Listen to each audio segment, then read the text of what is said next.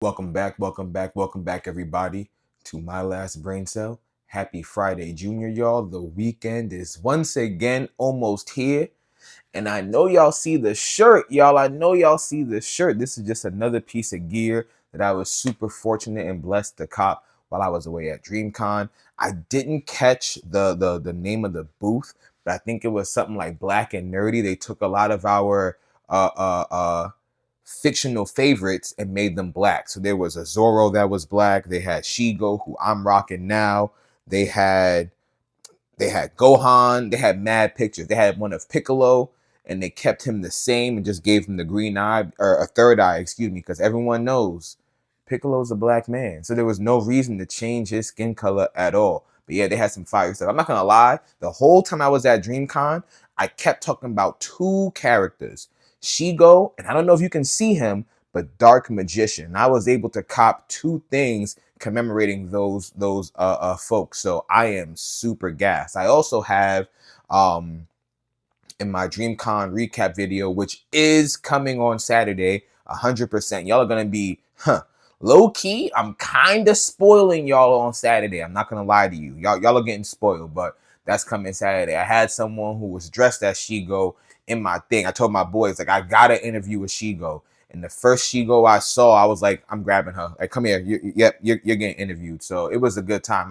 I'm still just like living the DreamCon hype. You feel me? It's been 3 days since I've been back, 4 days since DreamCon has ended, and it's all I'm thinking about. I haven't posted anything really on like my main page. I've been posting everything on the content page, but I will eventually be posting stuff on my main page. But I'm just waiting for the DreamCon video to post, and then I can have fun, right? Because then I can tag people who were so great, or who were so gracious, I should say, to interview with me. I can start, just posting all the pics that I have, and clips from interviews, and things like that. But I don't want to spoil anything before I post the video. I know I put like an 8-second clip of my interview with Blaze. Shout out SS Blaze. He was really cool, man. I think one of the coolest parts about DreamCon too is that a lot of the creators, people that I've seen online, like, they were just regular degular. Like, no one except for RDC had like an entourage or like security from what I saw. Like, at one point, me and my boys was at a booth and we saw Mark and Leland walk by us and they had security galore. But like at one point when I was copping my little Lego type joints, we saw E, whose Instagram is like exactly E. And if y'all don't know who she is, she is part of those my lesbian homie videos by Big Jaw. Like, she's always in those. So if y'all saw her, y'all would know exactly who I'm talking about. I don't even know her full government. I only know her as E, the vowel. You feel me? But she was there too, regular degular. Like, there was mad people there, y'all. Mad, beautiful black people. It was a time, and I can't wait to go next year. Anyway, I'm still just reminiscing about DreamCon. Y'all know why we here. Question of the day. But before we do that, I think today, you know what I mean? I think we're gonna build little Tony here. You feel me? Get the end game armor popping.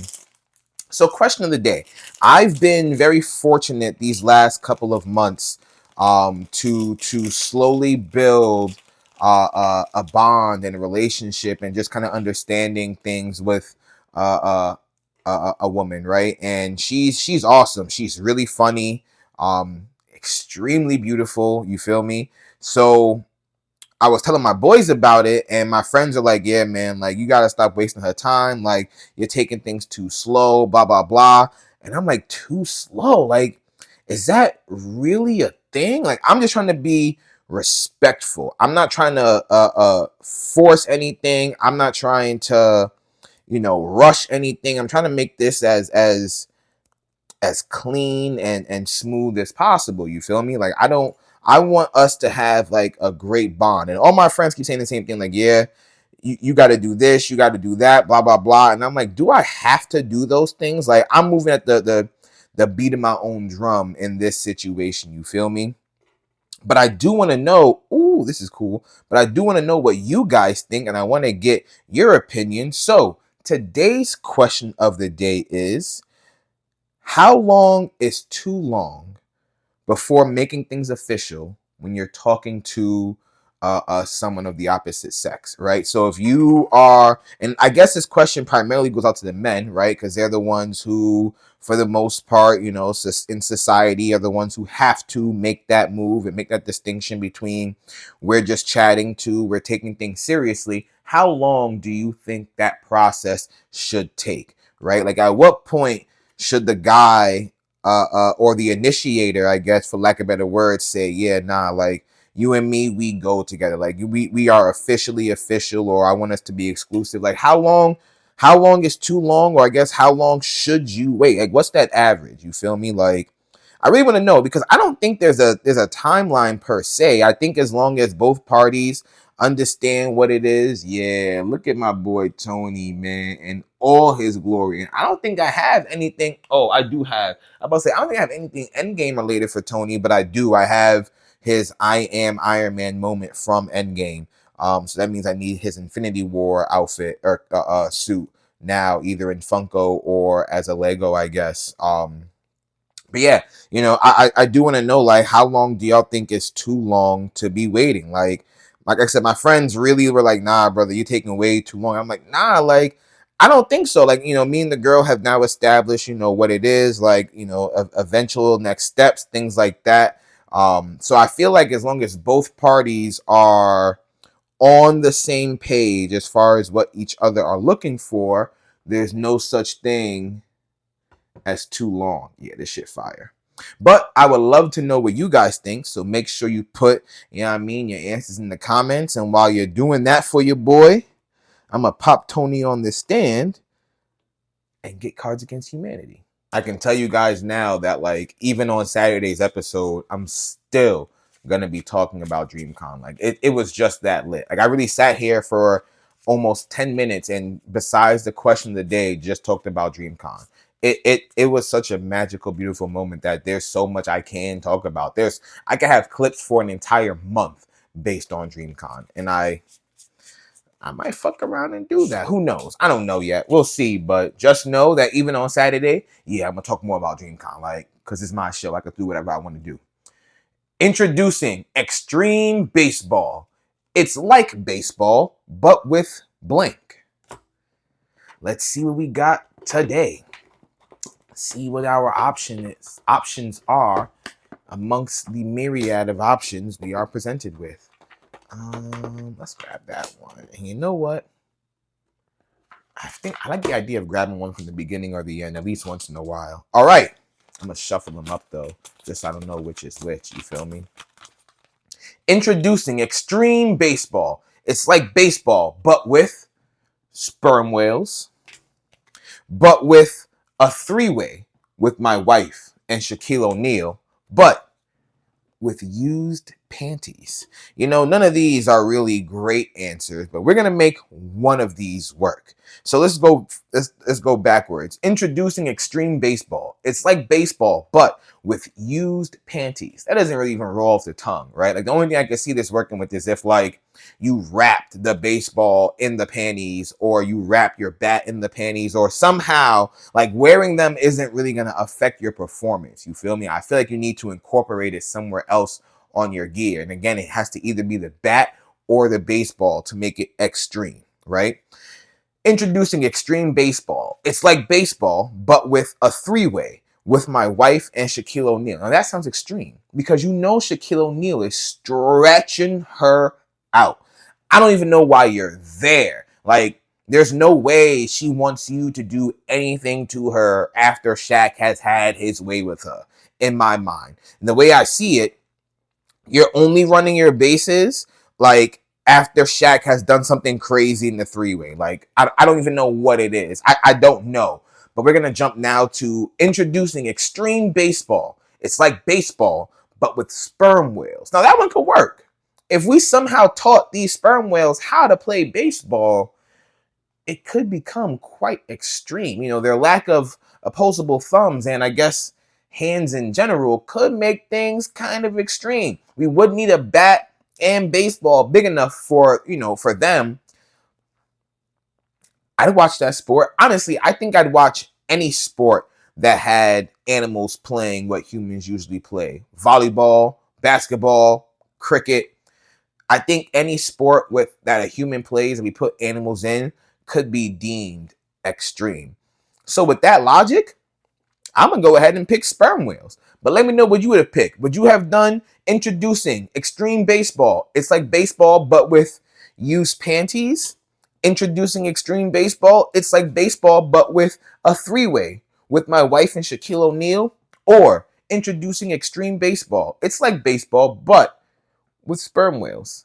Put that John in the comments. And while you do that, I'll get the wheel of fun, man.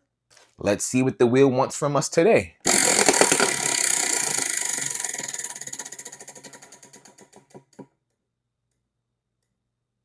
On this day, let's break out the handy dandy notebook, shall we?